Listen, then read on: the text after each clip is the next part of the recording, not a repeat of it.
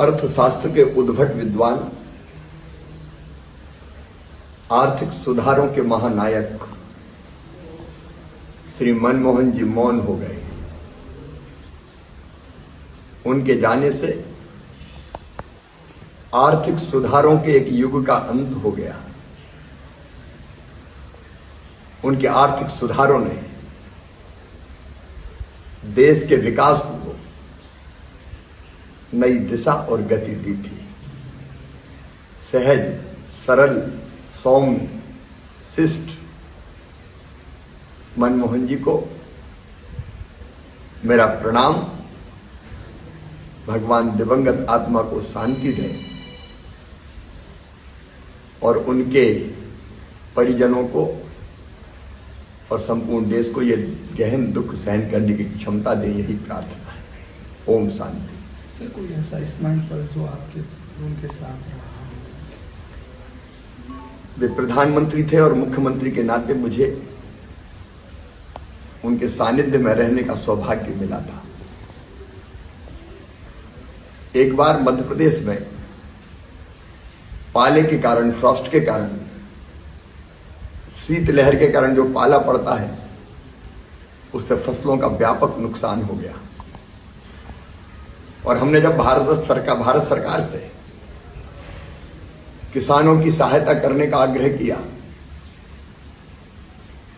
फसलों को जो नुकसान हुआ था, क्षति हुई थी, उसका आकलन करके, तो हमें यह कह दिया गया भारत सरकार की तरफ से कि पाला तो प्राकृतिक आपदा में आता ही नहीं है, उससे कोई राहत नहीं मिलेगी, राहत की राशि नहीं मिलेगी।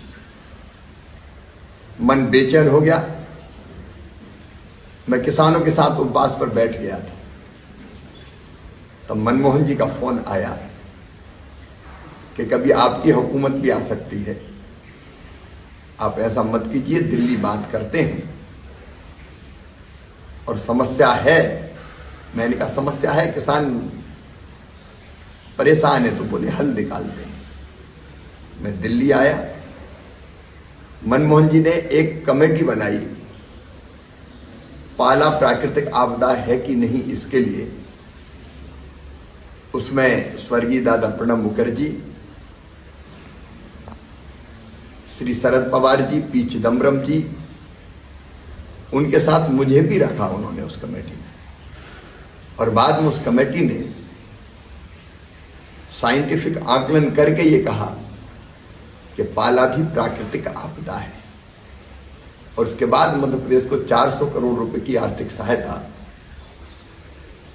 मनमोहन जी ने केंद्र सरकार ने दी थी किसानों के लिए। तो वो जो जायज बात होती थी उसको सुनते थे और समस्या होती थी तो समाधान करते थे।